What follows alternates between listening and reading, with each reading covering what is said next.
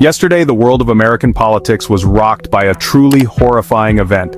Charlie Kirk, a name synonymous with modern conservative activism, was tragically killed. At just 31 years old, Kirk was a powerhouse, a man who had built an entire movement from the ground up. He founded Turning Point USA when he was only 18, turning it into a massive force that mobilized young conservatives across the country.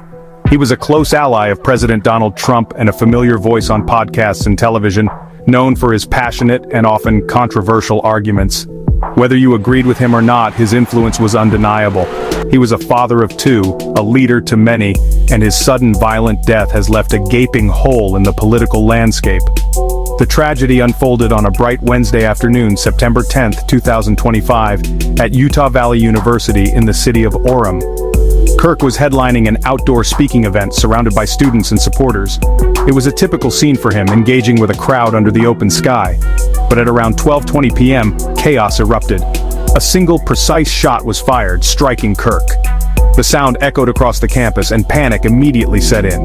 People scattered, not understanding what had just happened. First responders rushed to the scene and Kirk was quickly transported to a nearby hospital, but the injury was too severe. He was pronounced dead, and a political rally instantly became the scene of an assassination. The attack was as calculated as it was brazen. According to law enforcement, the shot came from a distance, fired from the roof of a nearby campus building. This wasn't a random act of violence, it was a targeted hit. The shooter had a clear line of sight, aiming specifically for Kirk.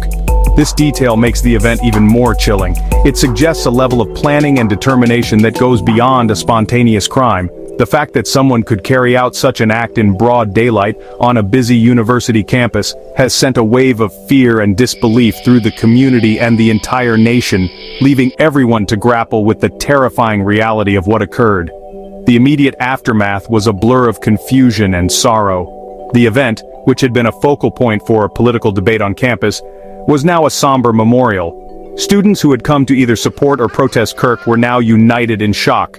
The university, a place of learning and open discussion, was suddenly under lockdown, swarming with police officers and federal agents.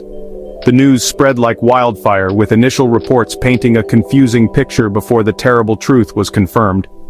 A prominent political voice in the middle of doing what he always did was silenced forever by a single bullet. It's a moment that has forced everyone, regardless of their political beliefs, to stop and ask how things could have gotten so bad. The hunt for the person responsible began immediately, with local and federal authorities launching a massive investigation. The details that have emerged paint a picture of a suspect who acted with cold precision. Police described the individual as a college-aged male who was captured on security cameras arriving on campus shortly before noon. He navigated his way through the building, avoiding detection as he made his way to the roof. After firing the fatal shot, he reportedly jumped from the building and vanished into a nearby residential neighborhood. The suspect remains at large, and a nationwide manhunt is underway, with law enforcement agencies urging the public to come forward with any information. Investigators have managed to recover some crucial pieces of evidence that they hope will lead them to the killer. In a wooded area not far from the campus, they found a high-powered bolt-action rifle, which they believe is the murder weapon. This discovery is a significant breakthrough in the case. Furthermore, forensic teams have collected other vital clues, including a footwear impression, a palm print, and even forearm imprints from the scene. The FBI has confirmed they have good video footage of the suspect, but have chosen not to release it to the public yet, likely to protect the integrity of the investigation while they pursue active leads. Every piece of evidence is being meticulously analyzed to build a profile of the attacker. The investigation has generated over 130 tips from the public, showing a widespread desire to help bring the perpetrator to justice. In the initial hours following the shooting, 2 individuals were taken into custody for questioning. However, the connection to the actual shooting has not been established. One person was charged with obstruction of justice while the other was released. Authorities have been clear that neither individual is currently considered a suspect in Kirk's murder and have strongly condemned the threats made against them online. This highlights the tense and volatile atmosphere surrounding the case, where speculation and anger can quickly and unfairly target innocent people.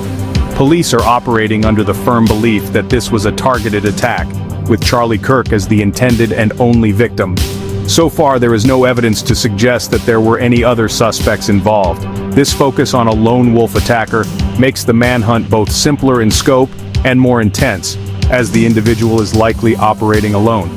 The motive remains the biggest unanswered question. Was it driven by political hatred, personal grievance, or something else entirely?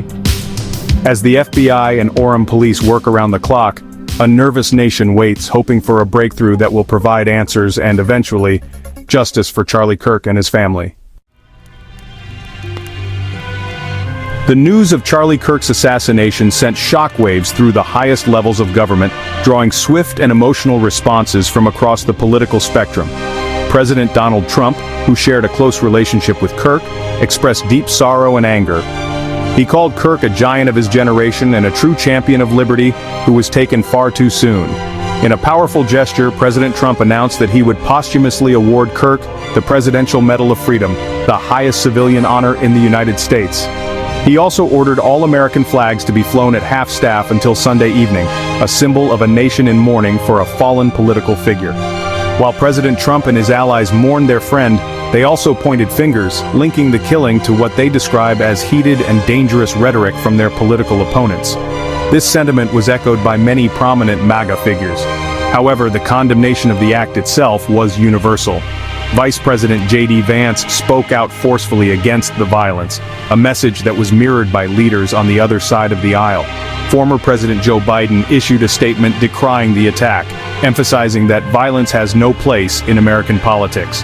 This rare moment of agreement from all corners of the political world underscored the gravity of the situation.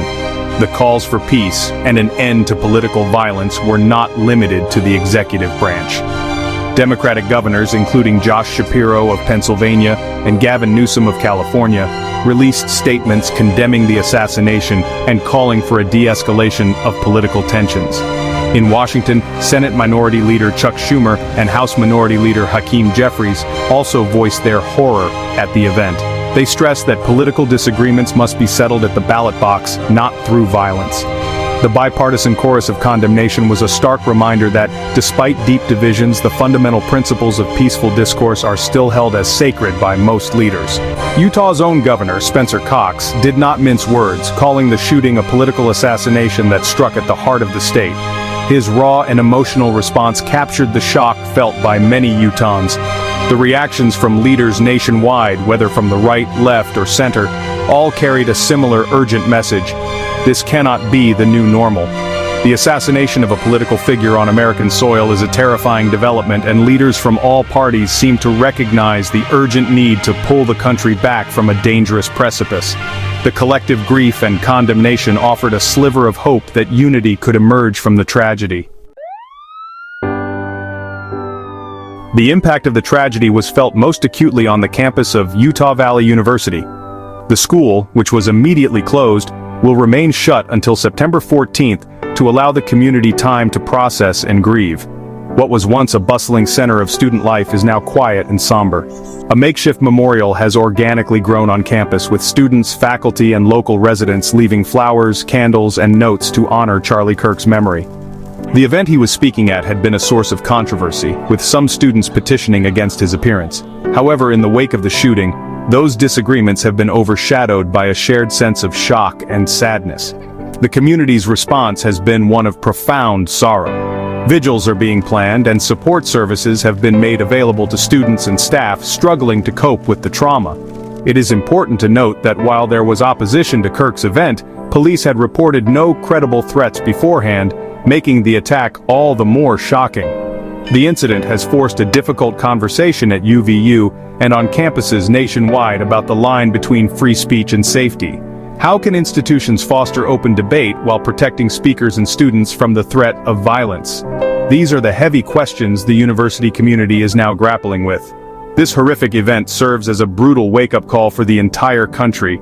The assassination of a political figure, regardless of their views, is an attack on the very fabric of a democratic society. It is a terrifying escalation of the political polarization that has been simmering for years. When disagreements move from words and debates to bullets, everyone loses.